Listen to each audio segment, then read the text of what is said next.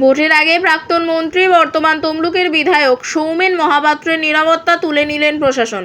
ভোটের আগেই কি প্রার্থ সৌমেন? গুঞ্জন তমলুক জুড়ে। তমলুকের বিধায়ক তথা প্রাক্তন মন্ত্রী সৌমেন মহাপাত্রের নিরাপত্তায় কাটছাঁট। পুলিশ সূত্রে খবর, সৌমেনের পাঁশকুড়া শহরের বাড়ি থেকে 6 জন পুলিশ কর্মীকে প্রত্যাহার করে নেওয়া হয়েছে। এছাড়া তার পুলিশের দেওয়া ব্যক্তিগত নিরাপত্তা আধিকারিককেও সরিয়ে নেওয়া হচ্ছে বলে জানিয়েছেন সৌমেন। বর্তমানে তার নিরাপত্তা রক্ষী হিসাবে কলকাতা পুলিশের 2 জন এবং পশ্চিম মেদিনীপুর জেলা পুলিশের 1 জন নিরাপত্তা রক্ষী রয়েছে। বিধানসভা ভোটের মুখে শাসক দলের বিধায়কের এভাবে নিরাপত্তা রক্ষী সরিয়ে নেওয়ার ঘটনা নিয়ে রাজনৈতিক মহলে চর্চা শুরু হয়েছে। সৌমেন বর্তমানে তমলুকের বিধায়ক ছাড়াও বিধানসভার লোকাল ফান্ড স্ট্যান্ডিং কমিটির চেয়ারম্যান। মন্ত্রিসভা থেকে বাদ পড়লেও তিনি পাইলট কার সহ নিরাপত্তা পান, কিন্তু এখন তার বাড়ির এবং ব্যক্তিগত নিরাপত্তা রক্ষী প্রত্যাহারের ঘটনা বিশেষ তাৎপর্যপূর্ণ হিসাবে ধরা হচ্ছে। সৌমেনবাবু বলেন, কেন তোলা হয়েছে আমি জানি না, যা বলার আমি দলকে জানিয়েছি।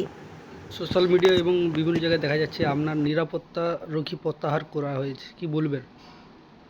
না, তো জানি না। আমাকে নিরাপত্তা দিয়েছিলেন স্বরাষ্ট্র দপ্তর থেকে আমাদের শ্রদ্ধেয়া দিদি মুখ্যমন্ত্রী মমতা বন্দ্যোপাধ্যায়। কেন জানি না প্রত্যাহার করা হয়েছে। তবে আমি এই ব্যাপারে দলের অনুগত সৈনিক। দল থেকে আমি অনেক কিছু পেয়েছি, তার জন্য কৃতজ্ঞতা জানিয়ে দলের সঙ্গে আমি একটু আলাপ আলোচনা করার পরে আমার যা বক্তব্য আগামী পরশুদিন আমি আপনাদের সবার কাছে তুলে ধরব। কেন কিছু কি জানানো হয়েছে কিছু পুলিশ তরফ থেকে? এই ব্যাপারে বিস্তারিত আজকে আমি কিচ্ছু বলবো না।